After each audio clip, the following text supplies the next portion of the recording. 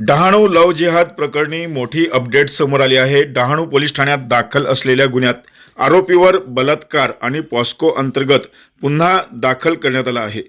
आरोपीची अटकेसाठी 3 टीम तयार करण्यात आल्या आहेत।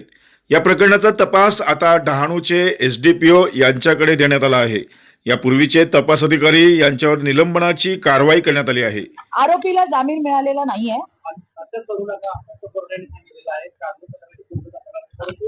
सर्वसामान्य नागरिकांच्या मध्ये यामध्ये खूप रोष आहे। बघा, असं आहे की ज्या पोलिसाच्या चुकीमुळे कागदांची पूर्तता होऊ शकलेली नाहीये त्याला सस्पेंड करण्यात आलंय। यावरून तुमच्या लक्षात येईल की पालघरचे एसपी सुद्धा या प्रकरणावरती याची किती गंभीर दखल घेतलेली। बेल मिळालेला नाहीये। मी तुम्हाला विश्वासाने सांगते की कुठल्याही क्षणी आज उद्यामध्ये त्याच्या मुसक्या आवळल्याशिवाय पालघरचे पोलीस शांत बसणार नाहीत। डहाणू पोलिसांचा सीआर नंबर 130/26 यामध्ये बलात्कार आणि पोक्सो अशा पद्धतीचा गुन्हा दाखल होता। याच्यामध्ये आरोपीला टेक्निकल ग्राउंडवरती इलिगल अरेस्ट यावर सोडण्यात आलं होतं। आरोपी अटकेसाठी आपण त्यामध्ये टीम तयार केलेली आहे। 3 टीम काम करतात यामध्ये आणि सदरचा तपास हा एसडीपीओ डहाणू यांच्याकडे देण्यात आलेला आहे। यापूर्वीचे जे तपासी अधिकारी होते यांच्यावरती सुद्धा कारवाई करण्यात आलेली आहे आणि या प्रकरणात आपला पुढील तपास चालू आहे। सर, लव्ह जिहाद प्रकरण असल्याचे समोर आले। आज डहाणू पूर्ण शहर बंद आहे। लव्ह जिहाद काय प्रकार काय असतो? सदर गुन्ह्यामध्ये लव्ह जिहादचं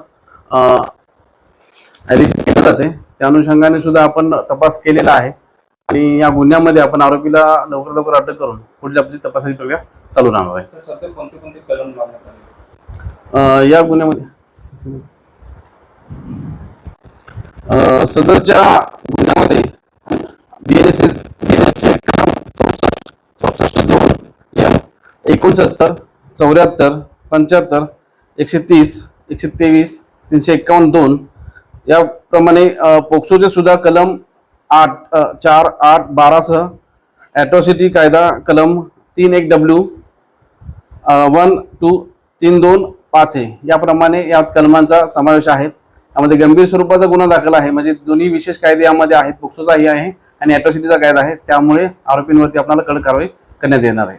सर, कोणती कारणं ठेवून त्या तपास अधिकाऱ्यांना निलंबित केलं आहे? काय आरोपी अटकेबाबत BNSS मध्ये कलम 35 आहे, कलम 48 आहे। त्यामध्ये आरोपीला अटक करताना त्याची प्रोसिजर दिलेली आहे। या माननीय सुप्रीम कोर्ट असेल, हायकोर्टाने सुद्धा आरोपी अटकेबाबत गाईडलाईन दिलेल्या आहेत।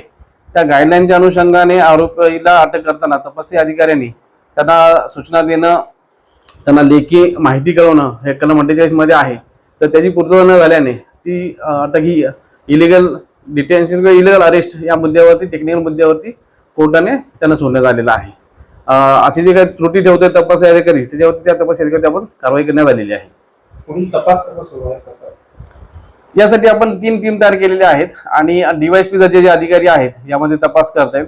त्यांनी या गुन्ह्याचं गांभीर्य तेवढंच घेतलेलं आहे आणि यामध्ये विविध अँगल सुद्धा जे मुद्दे उपस्थित केलेले आहेत ते प्रत्येक मुद्द्याच्या अनुषंगाने सविस्तर आणि सखोल तपास करण्यात येईल।